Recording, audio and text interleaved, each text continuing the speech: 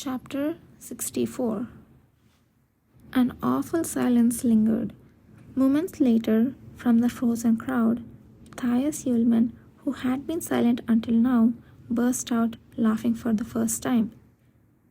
Haha, my goodness, the last time I saw something this ridiculous was 8 years ago when some fool vowed to create a spell that would force a monster to dance until it died of exhaustion. Shortly thereafter, as if caught up in his laughter, Yudhir's comrades also began to chuckle one by one. Amidst the sea of laughter, Keol's fellow knights hurriedly helped him to his feet. Keol had fainted, his head hanging low. They disappeared without a word, as if marching away in formation. It was a humorous sight, hardly befitting the reputedly most beautiful and honorable knights of the continent, the imperial knights of the Or Empire. Yudhir, how on earth did you do that? We thought you could only use fire and water. Think of it as my progress, just as you have progressed. Is it something to talk about so easily? Having one more element you can use? Amid the unending laughter, Yudhir, conversing calmly with the redhead, turned his gaze towards Alec. Alec, feeling as if his thoughts were being pierced by those eyes, nervously stammered, "Hello, do you remember us? You only met my master, to be precise." "Yes, I remember." Luckily, Yudhir replied coolly. "I heard you were looking for the cavalry. You don't seem to be invited guests, so may I ask what your business is?" "Ah, that's..." Alec cast a resentful look at his master, who was still laughing heartily. It was about time for him to step in, but the master showed no signs of doing so. "My master has something very important to say to Duke Paleta, which is why we came suddenly. But the road, it was harder than we thought, haha." "Yes, it is difficult." A faint, cool smile flashed across Yudhir's lips and then disappeared. He had noticed Alec cursing the knights who had ignored their request for help. "Follow me, I will guide you." Alec was quite surprised, as he had thought Yudhir wouldn't be compliant in offering help, but Yudhir had already turned and was striding ahead. "Master, that man said he would guide us. Shall we go?" Alec grabbed the arm of his master, who was laughing so hard that tears were starting to form, and followed behind him. "Alec, that guy, he's not an ordinary one," Thais murmured low enough for only his disciple to hear as they neared the cavalry barracks. "I came to see the stone, but it seems I have one more subject to study." "So they are downstairs now?" "Yes." After leading the mages from the Pearl Tower to the guest lounge on the first floor of the cavalry barracks, Yudhir went straight up to meet Kishir alone. Gakane had wanted to accompany him, fearing that Kishir might be angry, but there was no need. Kishir was far from angry.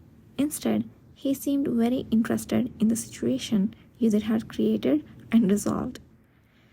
"Good, I know you wouldn't act thoughtlessly. Meeting Keol Diarca again is nothing but bad luck.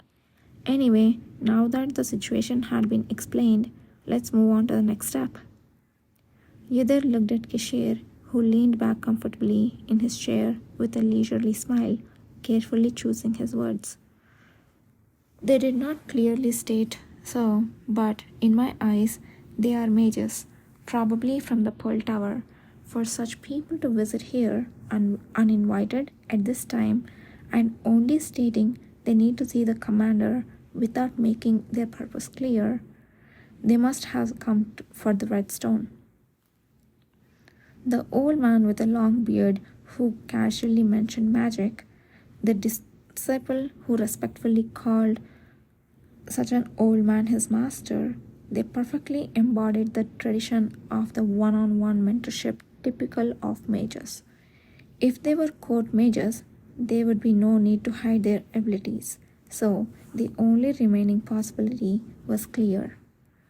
Of course, Yudhir knew who they were immediately due to his memories from the past life, but he did not tell Kishir that. If that's your interpretation, then so be it. So what? Kishir's eyes softened as he rested his chin on the hand propped on his armrest. How should I deal with the mages who have come for the redstone? I think you need to figure out how they knew the stone was here and what they want to do with it. After all, you need to understand their intentions before you can use them. Use them. Even if they came here because of the tower's will, in the end, they are mages. Even if the tower crumbles tomorrow due to the magic cast today. If you want to cast it and face death. That's a maxim inscribed at the top of the Pearl Tower. That saying was known to have been left by a mage who dedicated his entire life to the magic of moving objects and ultimately tried to pull the moon to the earth hundreds of years ago. His magic failed, but his words remained, etched as a motto that symbolizes the spirit of the entire Pearl Tower. So, are you suggesting that we should try to persuade them by appealing to mages' greed? He didn't say it directly, but Kishir immediately understood Yudhir's meaning. Mages of Pearl Tower were famous for their fanatical obsession with the magic they were practicing. They didn't hesitate to engage in all sorts of unethical behavior for the perfection of magic. If Thais Yulman had no particular interest in the red stone and was forced to come here due to the will of the tower, he wouldn't have bothered to leave the palace and even seek out the cavalry. But he came here in his shabby clothes and endured insults from the Imperial Knights without revealing his identity. Considering his major was researching such things, it could have yielded a good result. They did not seem like bad people. I plan to investigate the red stone with the help of a few members, including Khana, but wouldn't it be better to have more help? Originally, the court mages were going to investigate the stone first. Why should I persuade a mage from the Pearl Tower instead of them? If you trusted them, wouldn't you have already entrusted the stone to the court mages, regardless of what I said? Yudhir calmly spoke the most reasonable answer. Satisfaction spread across Kishir's face. Indeed, my assistant is smart. It's fortunate that not everyone is as quick-witted as you. Yudhir had seen in his previous life how sensitive the court mages were to power. It was only natural, since those who wanted to gain power rather than improving their magic skills often became court mages. On the surface, they professed loyalty to the emperor alone, but behind the scenes, they colluded with various nobles and engaged in dirty dealings. What the current emperor was thinking, one couldn't be sure, but Kishir certainly couldn't trust them fully. Considering the risk of information leaking, it was much safer to win over a single archmage obsessed with magic research rather than entrust the palace mages. This likely played a part in his easy acceptance of Yudhir's suggestion. Fine, let's go down then. Let's see what kind of talent the Pearl Tower has sent us. Kishir rose from his seat. Yudhir thought he would head straight out of the quarters, but surprisingly, he approached Yudhir and peered closely at his face. Commander? Yudhir instinctively tensed and cautiously questioned. You seem to have no time to wash your face after training. You are a mess. He took out a kerchief and wiped Uther's cheeks and forehead. The fragrance emanating from the handkerchief made his back stiffen for a moment. Uther recognized Kishir's slightly sharp body scent. It had been a faded memory in his mind for a long time. The sudden reality of the scent unsettled him. Please stop. We are almost done anyway. He turned his face to evade, but it was in vain. Kishir, who followed him till the end and wiped up to his nose, put the kerchief back in his pocket.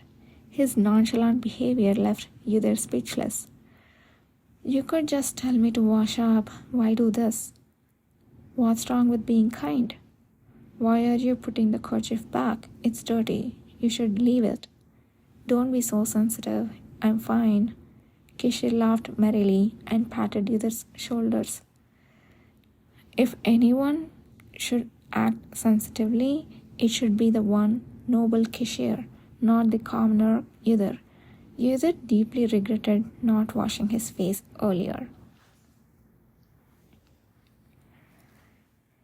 You must have had a long journey. Thank you for coming. Kishir, who had descended to where the mages were with Uther, cheerfully greeted first. Are you His Excellency Duke Paleta? Yes, indeed. However, here my position as the commander of the cavalry takes precedence, so please call me that. Finally, seeing Duke Paleta in person, Alec was stunned once by his beauty, as if witnessing the incarnation of the sun god, and twice by his seemingly snarky smile. I heard he was a super thrift, unintelligent, and impulsive, but what's with these rumors? Casually glancing to his side, he noticed no change in Thassa's expression. Master is something. If you knew the rumors were wrong, you could have told me earlier.